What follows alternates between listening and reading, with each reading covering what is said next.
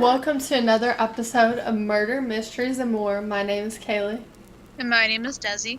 Today we'll be talking about what happened to Adrienne Salinas. Adrienne Salinas was a bright, beautiful 19-year-old girl. She was born November 5th, 1993. Adrienne was from Tempe, Arizona. Her parents are Rick Salinas and Suzanne Coss.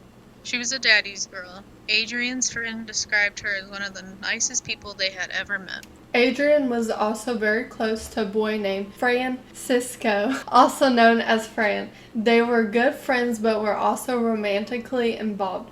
Adrienne got hit on by a lot of guys, but she was very loyal to Fran. She lived with her best friends Shani Douglin and Rebecca Flores in Tempe. Adrienne was working during school. However, she caught what is known as valley fever. The valley fever is a fungal infection you get from the Arizona desert. It affects the lungs, and she was no longer able to. Friday, June 14th, Adrienne and her roommates hosted a party. There were over 40 attendees. Adrienne's roommates stated that her and Fran were fighting the entire night. They went to head over to Fran's apartment, arriving at 2:30 in the morning. Nothing got resolved, so Adrienne left Fran's apartment. Fran goes searching for her. He gets her to get in his car to take her back to her apartment. Adrienne gets out again. He calls. Her roommates tell them that she's walking alone and to make sure she gets there safely. Adrienne makes it back. She's angry. She packs a bag and tells her roommates that she's going back to France. Her roommates try to stop her. Around 3:44 a.m., police get a call from a Starbucks employee about a reckless driver. Adrienne wrecks her car due to having two blown tires, then parks it about a block away from her apartment. When Adrienne gets back to her apartment, she changes her clothes. Adrienne calls a local cab company. When the cab goes to pick Adrienne up at the convenience store, they could not locate her. June 16th, she was reported missing. 2 weeks go by and her remains were found in Apache Junction, Arizona. Police believe foul play is involved. There are multiple theories of who may have murdered Adrienne. Here are some unanswered questions. Could somebody at the party be responsible for her death? If so, who? It is very possible that somebody from the party could be responsible for her death. It could be possibly her roommate. An accident may have happened. Could have been a total stranger at the party, considering there's a lot of people at the party. And sometimes when you have larger parties, random strangers show up and you never know what their intentions are. It could be possible someone at the party could be responsible for her death. Yeah, we can't rule out that it could be somebody at the party.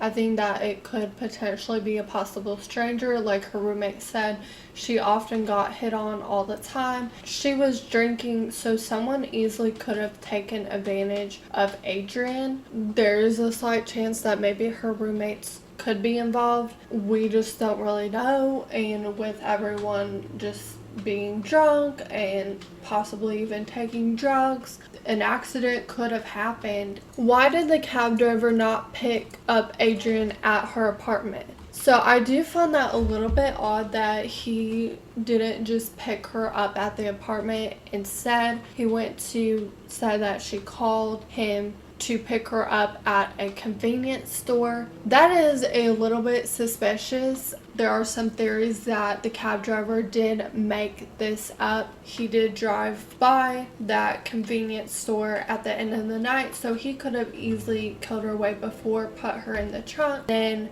drove by the cameras at the convenience store. No one would suspect a thing because they don't see Adrienne out there, and they're just going by his words. They never actually found her phone. We can't officially confirm that that was the location. Yeah, usually if you call a cab and you're already at your apartment, you usually have them come pick them up from your apartment, but it could have been circumstances or whatever that she didn't feel comfortable with him picking her up at her apartment. It is a little bit suspicious. Did a stranger pretend to be the cab driver and kill her? It is very possible, considering people do impersonate police officers, the FBI, cab drivers every single day in all cities. It could be very possible somebody had a vehicle, dressed it up to look like a cab and everything, had a logo on the side of it, for some reason had the number to the cab company, or maybe tapped into their calls and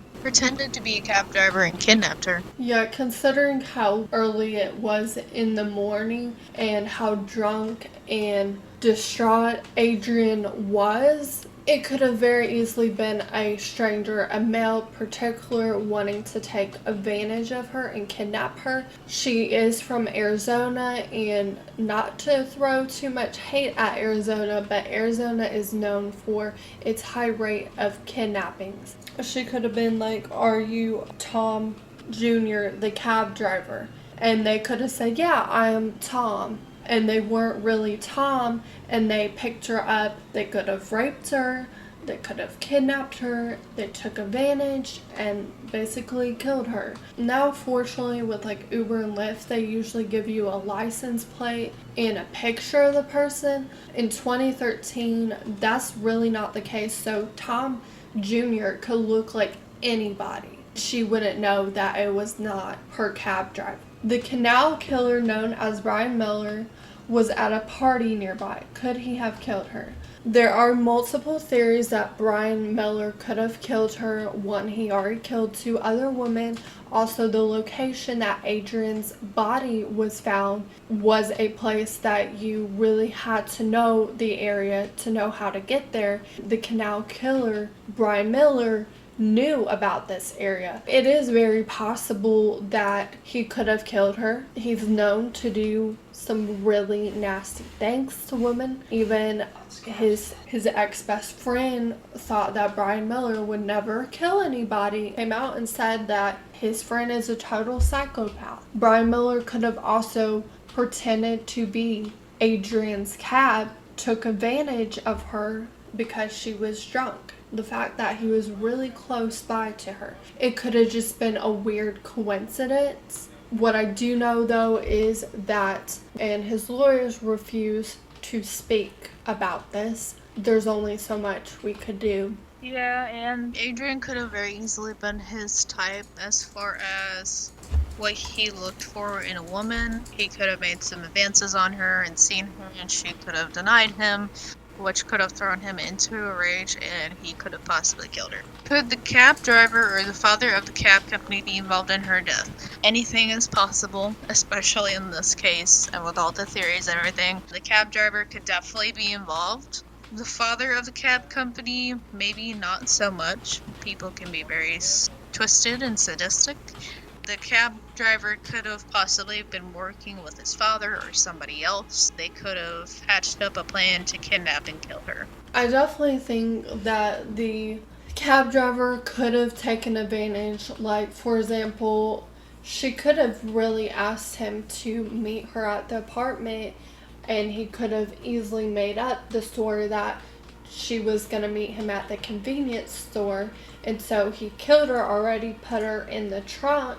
He drove past that gas station to make it look by, oh, Adrienne isn't out there, or Adrienne isn't in the cab. It was owned by kind of a smaller cab company that wasn't as regulated. It was also 2013. I think that there's definitely a lot more regulations involved in, like, not only cab drivers but Uber and Lyft. And there's a lot more awareness. At that time, not so much. The father could have also been working with him as well, but it's not as likely because, again, he was not driving that night. Whenever the police did call the cab driver another day and they kind of had an interview, a lot of the passengers were saying how he took a bunch of weird turns. He wanted to take a smoke break. I've done Uber and Lyft before, and I've never had a driver be like, okay, let me have 5 minutes so I can take a smoke break. To me, that seems a little bit suspicious. But again, this is Arizona, and this is a smaller cab company, so we don't really know their culture of how they do things. But generally speaking, I've been in like cabs in like Las Vegas, and I never had that problem. This leads me to the next question. Why did the cab driver have a hacksaw in his trunk? This is pretty crazy. They found a hacksaw in his trunk, which I find kind of odd. There could be other reasons why he has that. To me, that seems a little bit suspicious. Whenever they went to find Adrienne's remains, they only found her legs. They never found her head. With those circumstances, it does make it seem like the cab driver could have easily been involved. But again, there is a bunch of other people that we cannot fully rule out. Especially being a cab driver, to have a hacksaw in your truck. Could need it for protection or for other reasons, but it's very suspicious. Most cab drivers don't have a hacksaw in their truck. Another thing I also want to mention about the cab driver is he did refuse a lie detector test, and whenever the police took him in before, he was acting up. Yeah, so to me, the fact that the cab driver denied a lie detector test, also something I want to mention is the father of the cab driver later on took a video, and now he could have been totally innocent about this, but he took a video. The fact that supposedly the cab driver didn't know where Adrienne's apartment was and was to meet her at the convenience store. The fact that his father was basically making a video about a pathway she could have walked and how somebody could have kidnapped her is kind of very off-putting for me. We can't fully rule either of them out. Could the cab driver and canal killer have worked together? It is very possible. Like I said earlier, Adrienne could have very easily been his type, and he could have made a move on her, and something could have went wrong. But the cab driver and the canal killer could have possibly had a deal where they picked up women and kidnapped them, and canal killer could have killed them while the cab driver just watched. Could have had a deal where they did anything to Adrienne or any woman that they decided to pick up. Sometimes with killers, they do have an accomplice that works with them, somebody that isn't directly involved in the killings but does help them kidnap or rape. As wild as that theory may sound, in some ways does make sense, because the fact that the canal killer raped multiple women, he also was at a party 1 mile away, and where her body was found was at a place that the canal killer specifically knew. The fact that the cab driver had a hacksaw, and whenever they found her remains, they only found her legs, could very easily make it possible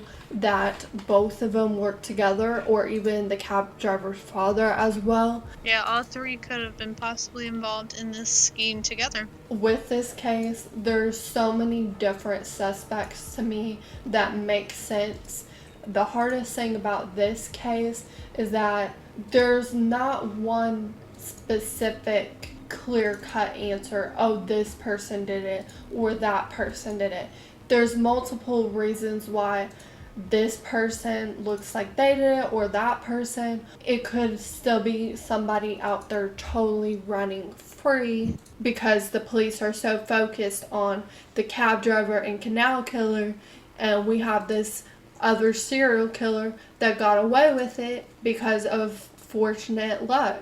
It could have also been somebody at the party as well, because the fact that there was 40 people, everybody was really drunk. The fact that her phone is still missing, I think if we found her phone, we would know. They could have also very easily gotten away with her murder as well, because nobody would have remembered, because everybody was super drunk and focused on other stuff. Maybe her roommates were so focused on making sure Adrienne was happy because of her situation with her fight with Fran. They were so focused on that they didn't know that there was this serial killer at their party.